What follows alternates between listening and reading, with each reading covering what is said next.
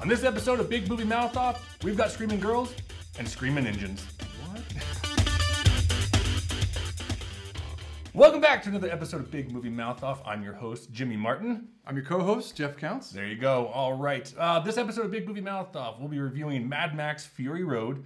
Stay tuned for that one. Then in between the reviews, I've got interviews with the cast of Tomorrowland. So Brad Bird's there. Yeah. Oh, that guy is amazing. Oh, yeah. So tune in for that. Can't miss that. No, he's hit every single one out of the park. He has. I'll say that. So, but this one, what we're jumping into first, it's Pitch Perfect 2. First of all, I have to say that you told me it was pitch dark too. I thought I was going to see Riddick. Nope. I did not see Riddick. Well, you know what we didn't see, and we'll make it full disclosure, is that neither of us, and to this day, still have not seen Pitch Perfect 1.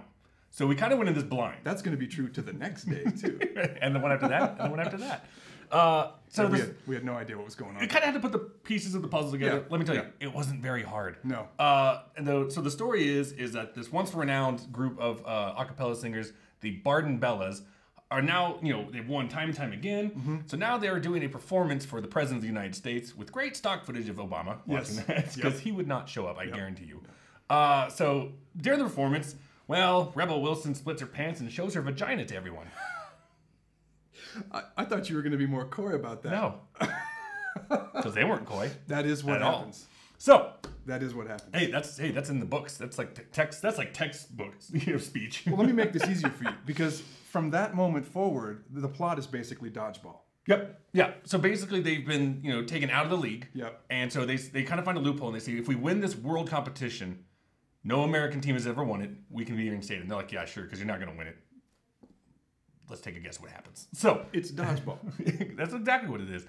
And that's kind of the whole story, except for like Anna Kendrick, wants to move on with her life because college is coming to an end, but everybody else wants to focus. Everyone else wants to focus on the Bellas, and she's like, life, there, Yeah. And that's kind of the story. That really is it. That's not really in depth of anything else to talk about Pitch Perfect 2. I will start with this. Thank God for the side characters, because the girls, the 5, 6, 7 girls you got in there, are not that good. And they're not that interesting. And they really have nothing to say. Yeah. And they're not funny in the slightest. I think I may have once with those girls. Now, the side characters, like you said, she wants to be a music producer. Yeah. The producer she works for is Keegan-Michael Key from Key and Peele. Yeah. Dude's hilarious. Yeah, he was good. He's good. Then David Cross shows up. Yeah. From Mr. Show with Bob and David, if you know David Cross, and we're Arrested Development. Yeah. Funny. Yeah. He's funny, too. He's this eccentric weirdo who just loves a cappella groups. And then you've got a few other people like Elizabeth Banks, who actually directed the film. No, not surprising that she gave herself all the best lines, because every time she shows up, I'm laughing. It's true. And so I'm like, funny. But then when we focus on what's going on, like the heart of the story, not enjoying it at all. We should be straight and admit though that there seemed to be a lot of people in the theater who did enjoy it. They were laughing. This movie is not for you and me. Every time you say that, though, or anybody says that, I always say Kangaroo Jack was #1 at the box office. Yeah.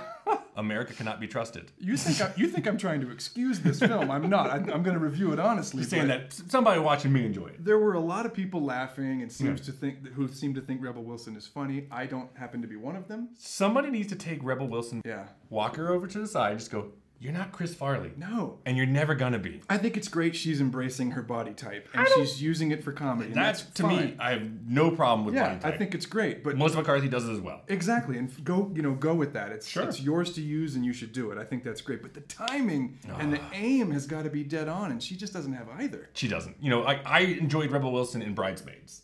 Like, I can take her. I always call her, she's the female Russell Brand. I can deal with you for 5 minutes, and then you got to go. Because you're not just leading don't like material. Accents? Is that what it is? I love accents, just not theirs. Or just when they speak. You were saying not leading material, and you're totally right. And that's the thing. I think with this, the problem with this movie in general. None of these girls are leading material. Yeah. No. I don't know. I just don't put my trust in any of it. I'm just like, you're there. They're great supporting actresses. Yeah. But there's not. You gotta have that command. Like we'll talk about it in a Fury Road review. Because I want to say Charlize Theron, like that's a leading star. Now, granted, these girls, there's a probably a generation gap, maybe 10 years, but she's got that star power. You know what I mean? And like none of these girls, it just feels like 9 aimlessly wandering actresses going like, I don't really know. Are you in charge? Am I in charge? Who's in charge? There was no star power in this movie, and the difference between this and Dodgeball, which it's copying almost to the letter, was that it had Vince Vaughn in his prime and Ben Stiller. in his prime. There was some star power on that movie. There is none in this movie. And I gotta say, the thing I was hoping would save it, like when you see one of the Step Up movies, at least you're gonna get a couple cool dance routines, right? Yeah. I thought the singing would save it. Sure.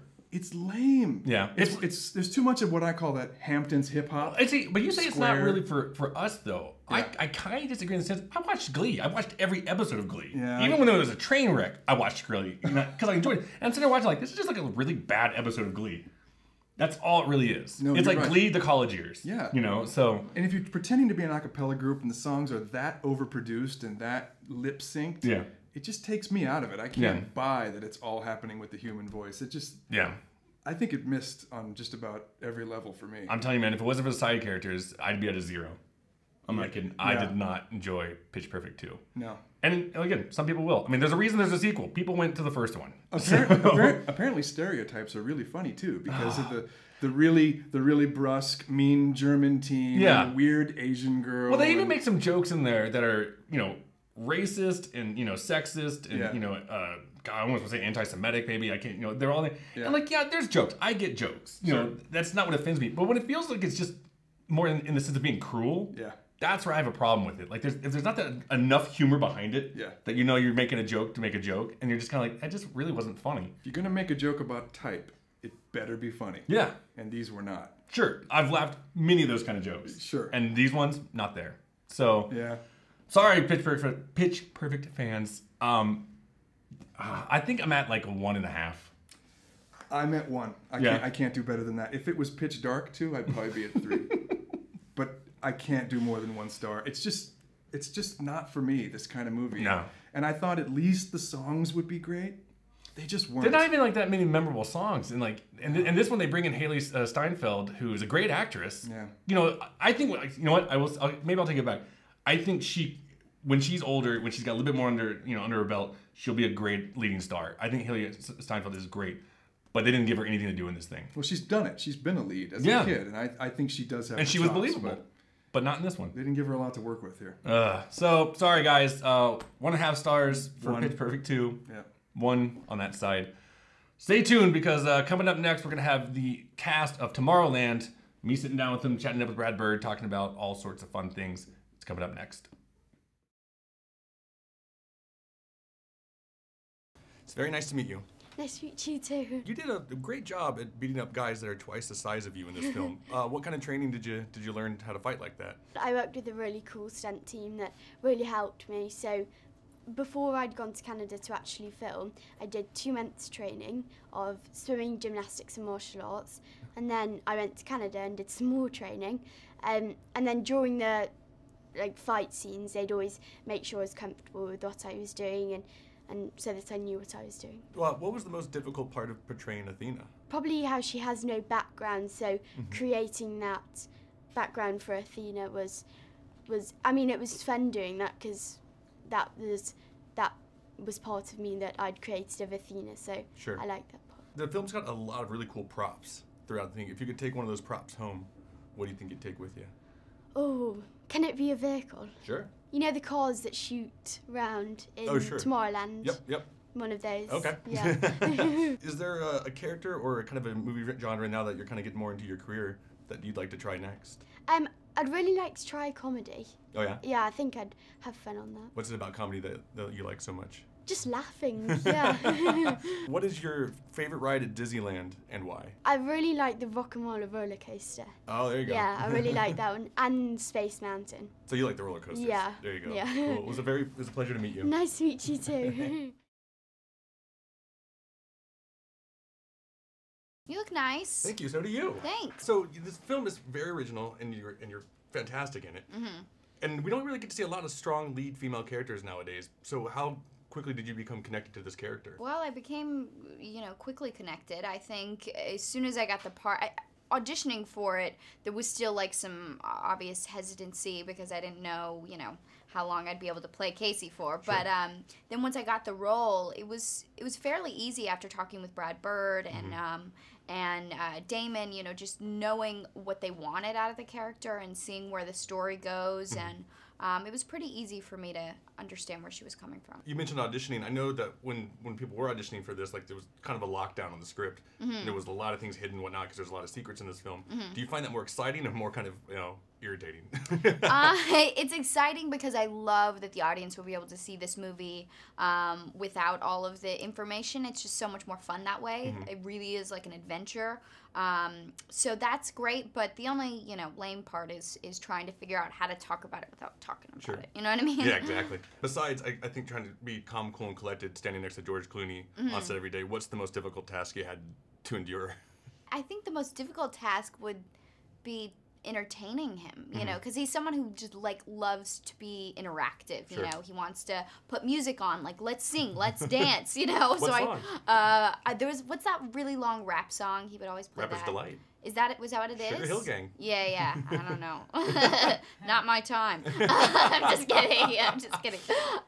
So he'd play that a lot. He loved that song. But that was it. It's just keeping my energy alive for Casey and for George. Yeah. Did you get to pass along any kind of tips to Casey because she's a little bit earlier in her career, and that George passed anything along to you? And she passed a lot of things on to me. I mean, she's got it together, that one. And I think George was, he was so great with both of us. I can't be easy hanging out with two chicks all day. But yeah, I learned a lot from Raph and from him. I think I probably learned the most out of this whole experience. Yeah. What is your favorite ride at Disneyland and why? I love, I'm kind of a coaster junkie, so I love Space Mountain. That's really fun because you can't really see where it's going, and it's just like everything's happening to you, Or I also love Splash Mountain, which is not in Tomorrowland, but it is a fun ride. Oh, sure. And because I love water rides. Now that you've got this one under your belt, what's another kind of genre that you'd like to try out? Good question. I don't know. I mean, I'm not really into genre per se, picking a movie because I love a genre. I think it's more interesting if you kind of come from it looking at directors and actors and story. Sure. But I guess maybe I don't know. It's so hard. What are the other genres? I don't know, you can do a Western. Western would be really cool, actually. Old school Western. Yeah. There you go. We'll see you with the cowboy hat on. It's nice meeting you. Thank you.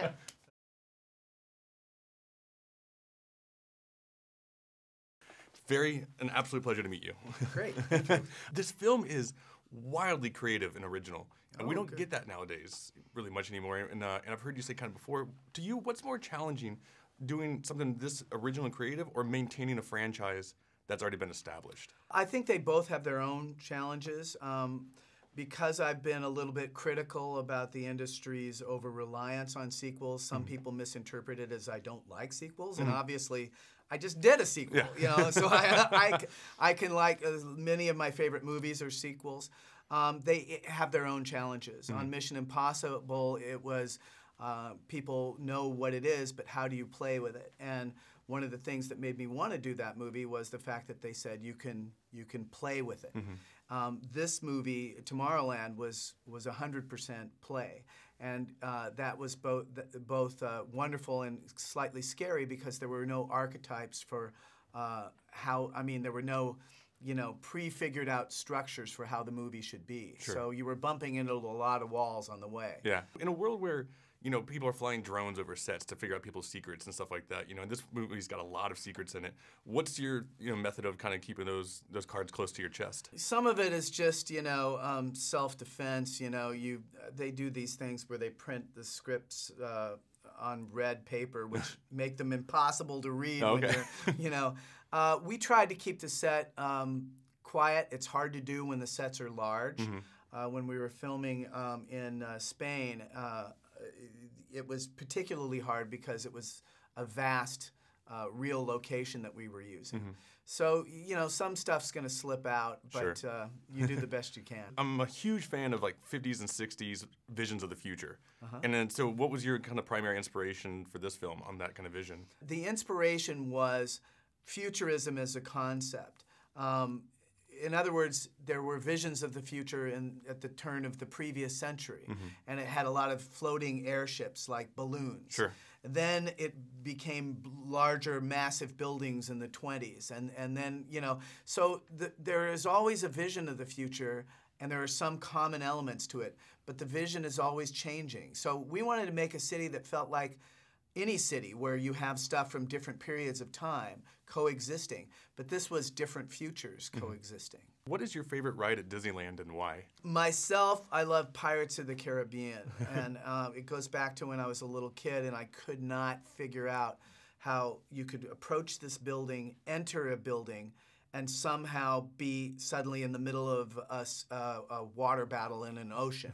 You know, it's like, that's in this building? I mean, it was a largish building, but it wasn't so large that it could contain a whole world. Sure. How did that happen? And my mind just reeled with it. And no matter how many times I went on the ride, I couldn't figure out the secret. It was just one of those things that only got more magical the more times I went through it. That's Disneyland. That is Disneyland. Thank you so much. It was a pleasure meeting you.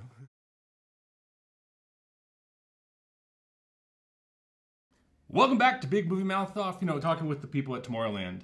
Great people, great kids. There's a kid's gonna have a great career, and then it's Brad Bird. I mean, come on. He doesn't make that. Brad Bird. No, he really doesn't. Yeah. Oh, except for that Iron Giant. Who liked that? No. Yeah. But tune in next week because we'll have the review for Tomorrowland. But now, well, it's time to shine. Well, introduce yourself. Hi, I'm Leigh. Welcome to Big Movie Mouth Off. It's Mad Max Fury Road. Okay. I don't even know where to begin with this thing. You know, this is the fourth in the series. You know, we had Mad Max, Road Warrior. We had Beyond Thunderdome. 1979, 1982, I think, and 1985. So it's been a long time. 30 years. Since we got to see Max. And George Miller does come back and direct this one, just like he did the other three. And Babe. Oh, my God. And Happy Feet. Wow. The fact that this guy made Happy Feet and Babe, Pig in the City, blows my mind. You got to make money. That's true. The Babe movies were great. Yeah. And they had a lot of that kinetic energy. But all I can say about Fury Road is what I told my son last night. He got done with the movie and he said, "What did you think, Dad?" And I said, "My eyes hurt." Still. And not in a bad way. They were just, there was so much to take in. Well, let's jump into the story. Wow. This is years after Beyond Thunderdome.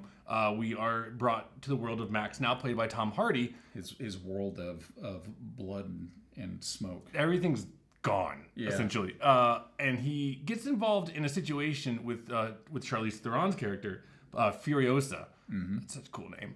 And so... I just want to see that on a birth certificate. I imagine there's going to be somebody out there who's going to name their daughter Furiosa. I hope so. Yes. I hope so. So basically what she's done is that there's a warlord kind of like who has taken over the land. Immortan Joe. Such a good name too. Yeah.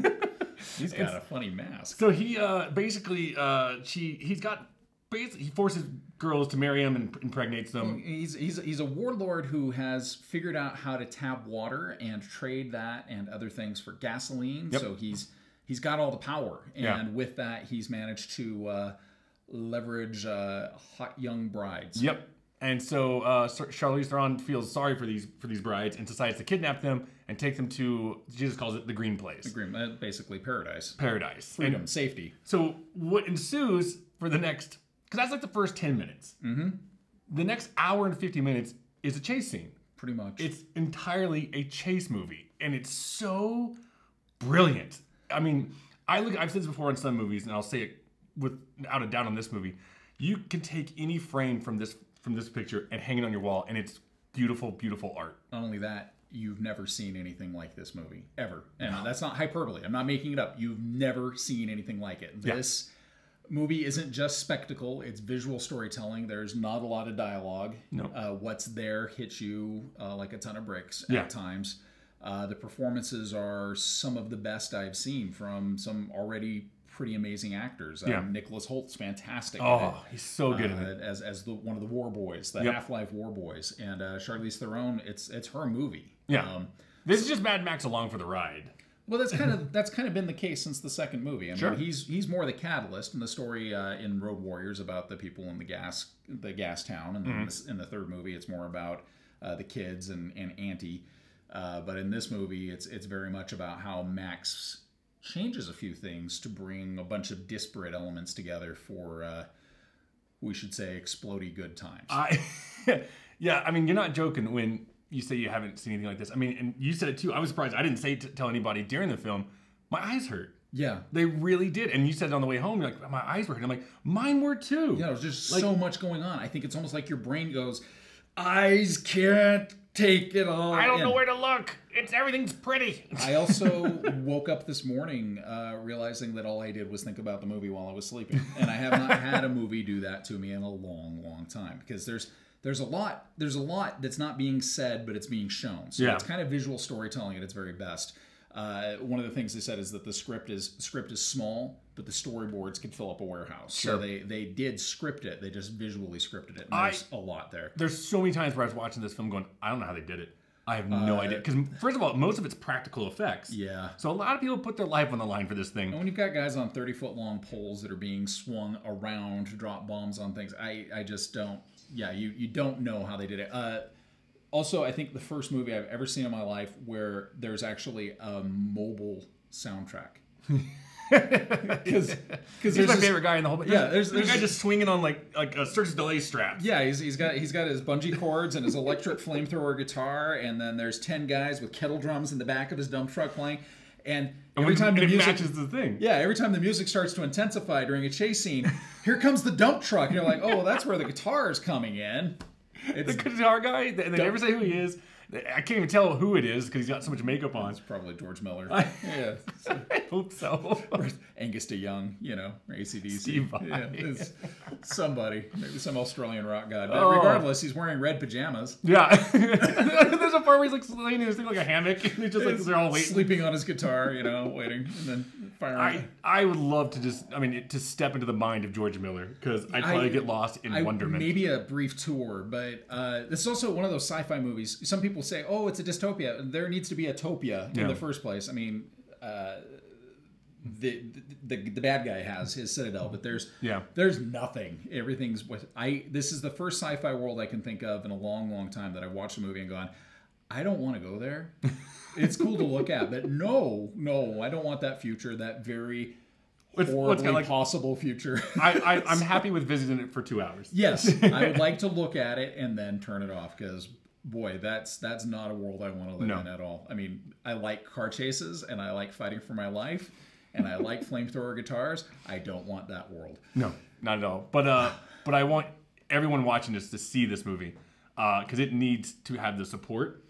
It's got some money to make, and I think it can make it because he's already signed on to make the other ones. He's got 2 other scripts. He said the second movie, Furiosa, is scripted. It's done, and Tom Hardy says he'll play Mad Max forever. I think he's signed on for 3 times, 3 more after this. Boy, oh boy, and there's some really strong messages in there. There are some people who may not like the strong ecological tone. But if you want to see some really empowered women, this is a great movie for you. If you want to see what Tom Hardy can do as a character he did not originate, he does it well.